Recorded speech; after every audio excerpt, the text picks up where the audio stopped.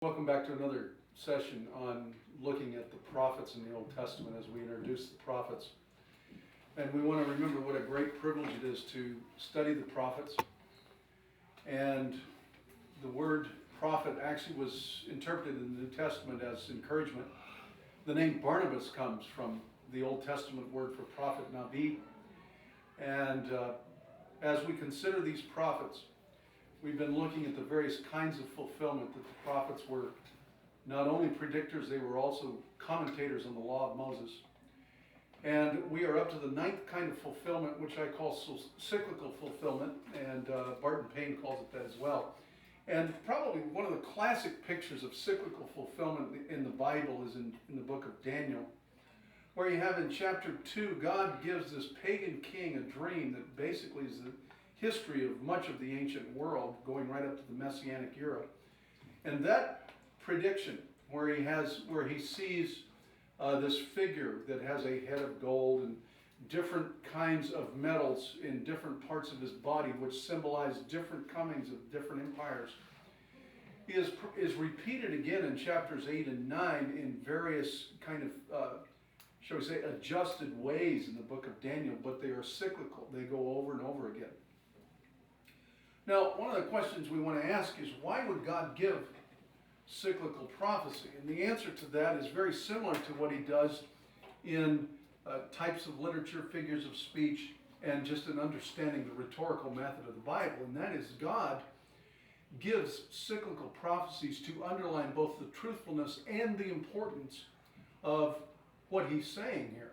You find the same thing happened with Joseph, that Joseph in chapter 37 of Genesis had two dreams. Well, what was the reason for the doubling of the dream? We find later when he's dealing with the baker and the butcher there in, not the baker and the butcher, the baker and the wine taster for Pharaoh, that Joseph talks about the doubling of the dream, and he talks about later the doubling of Pharaoh's dream, and he says the reason for the doubling of the dream is the thing is fixed, that God's going to do this thing. And so when we think about cyclical prophecy, it's the same thing, to underline the importance and the absolute fixedness of what God is going to do. And you realize that God does that as well as Hebrew poetry and the literature of Scripture says the same thing. So cyclical prophecy is a wonderful kind of prophecy that you don't want to miss. Sometimes you see it in Isaiah, you see it in Revelation. God does this over and over. Then we have as well this idea of similar fulfillment. And we find in Isaiah chapter 35 and verse 5, we find in Isaiah chapter 32 and verse 15, that God says a certain thing that he's going to do. In Isaiah 32 and verse 15, he says, that until the Spirit is poured out upon us from on high and the wilderness becomes a fruitful field, the fruitful field is deemed a forest. Well, we find this picture, and it was a picture that was a common picture among Old Testament thinkers, among the rabbis later, that there was going to come a time where God poured his Spirit out. In fact, they used to talk about this in the celebration of the Feast of Tabernacles among the rabbis, where they had the water pouring ceremony there in chapter 7 of the Gospel of John. That was a picture of God pouring the Spirit out on the Gentiles. Well, we have that picture, and then we have Acts chapter 2. And we have Acts chapter 2 where God pours his Spirit out. It's very similar to what we see here in Isaiah 32:15 and Isaiah 35 and verse 5, that God is pouring his Spirit out on his people. Of course, when Peter stands up to preach, he says this is a direct fulfillment of Joel chapter 2. And so we have this picture of similar fulfillments. And what I think this argues for, as we are considering the prophets again, which I mentioned in an earlier session, is that we don't get too wooden and literalistic in the way we're looking at these predictions. That we want to remember this is literature, and God is very creative, and this is poetry, and that by its very essence is creative, it's artistic, and we want to allow for feelings to come there. And so when we think about similar fulfillment, it fits very well into just the broader picture of this literature as a genre. Then we have eventual fulfillment, and that is that some prophecies are yet to be fulfilled. So in other words, all of the prophecies, you have 8,000 of them in the Bible. Many of them have already been fulfilled. But there are there are a group of prophecies that probably have not been fulfilled, and we would call these eventual prophecies. Now, if you think of it, when the prophets predicted these things, all 8,000 of these predictions, they were all eventual. I mean, the prophet spoke something by faith, and they just had to wait till it was fulfilled. Well, there are still some that we, as the people of God, are waiting to be fulfilled, and I would put forward as the primary one is that we are waiting for the return of Jesus. That Jesus has said to us that he's coming back. And the good news is that we have real faith to believe that. And if you think about what I said earlier about telescoping prophecy, we have that. We have this a real reason for our faith to believe that Jesus is coming back, because Jerusalem was destroyed in 70, and Jesus said that was going to happen. So we have this wonderful picture of Jesus coming back. So we have prophecies that eventually will be fulfilled. We have the eventual prophecy of the creation of the new heaven and the new earth, the destruction of what we presently have, and the recreation.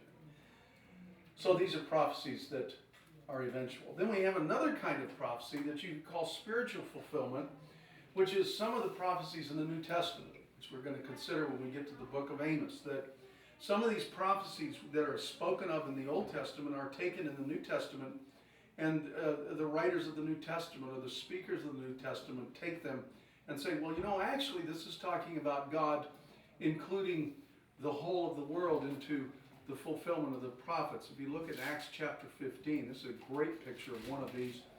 It's taken actually from the book of Amos, and we have Peter stands up. Yeah, this is in the Jerusalem Council. Very interesting that Peter would look back on the Hebrew prophets to discuss why Gentiles should be included in the kingdom. And he quotes from Amos, and he says, after this I will return, and I will rebuild the dwelling of David, which is fallen. I will rebuild its ruins, that the rest of men may seek the Lord, and all the Gentiles who are called by my name, says the Lord, who has made these things known from of old. Well, it's very interesting there. Verses 16 through 18, he talks about the rebuilding of the ruins of David. Well, first place, that would be impossible, right? Because David was 300 years before Amos. But he's going to talk about this spiritual fulfillment that's going to go on in the rebuilding of this ruin of David. And some in the contemporary church have called it the rebuilding of the tabernacle of David. But what we're looking at here is God is saying he's going to bring the Gentiles in. That all the Gentiles of the world are going to be given an opportunity to respond to God, and that the Old Testament prophets look toward this. And Peter does a very interesting thing based on Amos chapter 9, where he says in verse 19 of Acts 15, therefore my judgment is that we should not trouble those of the Gentiles who turn to God. And so Peter actually, based on what he read in Amos chapter 9, that God was going to do something for the Gentiles in Amos 9, he says, you know, my thought is, well, let's don't trouble them other than a few ethical demands that, you know, we would want from any moral people, and let's bring them on in. So you have this picture of spiritual fulfillment, and you will find this over and over in the New Testament. You find it in Romans chapter 9, where Paul takes Hosea, and he says, those who are not my people, I'm going to now call my people. And this again is a picture of God bringing the Gentiles into the church of God, that everybody is welcomed into the kingdom. So we have this picture, this spiritual fulfillment as well. And as we kind of look at these fulfillments, Professor Joel Green, who was a professor at Regent College in Vancouver, he wrote a book titled How to Read Prophecy, and he says a very interesting thing. We can see now how the early Christians' attitude toward the Old Testament was decisively determined by their encounter with Jesus.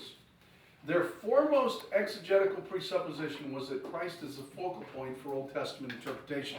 This goes back to what we're thinking relative to the fulfillment of Old Testament prediction, and that is that we want to remember, as we've looked through many of these principles of fulfillment, that oftentimes they are going to bring us to Jesus. And you just find this in the prophets in Isaiah 52 and 53. Find it in Jeremiah 31 through 34. Find it in Ezekiel chapter 33 and 34. You find it in Daniel chapter 9 at the end of the text there. And you find it over and over through the prophets, Micah chapter 5. that these so many of these predictions are pointing us toward Jesus, and we just don't want to miss that. We find, for instance, in Malachi and in Haggai, where God says he's going to bring in the wealth of the nations, he's going to rebuild the temple. And we find in Paul's writings in Ephesians that it's clear Paul is thinking of this, that we have a new temple, and that new temple is the people of God in the New Testament. So as we're looking at these prophets, as we're thinking about fulfillment of prophecy, we want to remember that fulfillment is based on going all the way back to the prophet of all prophets, which was Moses. And God said about Moses, he said he's a prophet, but he's a special prophet. He talks to me like a friend. I talk to him face to face. And then he compares Moses with all the other prophets. He said, now, all the other prophets I'm going to talk to with visions and dreams, etc. I'm going to talk to them a little differently than I talked with Moses. But as we think back through this interpretation of prophecy, that we think back to this idea of just taking everything and kind of bouncing it off of what Moses said. That's why it's so important that we know the whole Bible, right? That's why it's important that we know the law. Because the prophets are built on the law. It's the law and the prophets. Well, the prophets are kind of the interpreters of the law. They are the ones who look back on the law and say, this is what Moses meant, and this is what Moses said as far as obedience or disobedience. He said, you do this and that'll happen. You do that and something else will happen. And so the prophets are constantly looking back to that, and they're looking back to that law to say, you look at chapter 28 of Deuteronomy, you look at chapter 26 of Leviticus, and they say, you better interpret what you're doing based on that stuff, because God is going to be faithful. He's going to be true to what he said he would do. And then the later writing prophets, these last 17 books of the Old Testament, they do the same thing that Moses did in Deuteronomy chapter 18, verses 15 and following. Moses said in Deuteronomy chapter 18, he said, you know, there is going to come a prophet like me. And Moses said, any person in the people of God that does not listen to that prophet is going to be cut off from the people of God. And the New Testament writers clearly interpreted that prophet like Moses to be Jesus himself. And so Moses pointed us forward to Jesus. And then you have the 17 writing prophets who do the same thing. They point us forward to Jesus in those various predictions that they gave. And the Apostle Paul in Romans chapter 3 says that the law and the prophets don't justify us, but they do point us to the one who justifies, Jesus himself. So as we get into the prophets, we want to take all of this together and say, okay, this is a basic framework of interpretation that I want to take to these wonderful 17 books that we have the privilege to read as we complete our study of the Old Testament.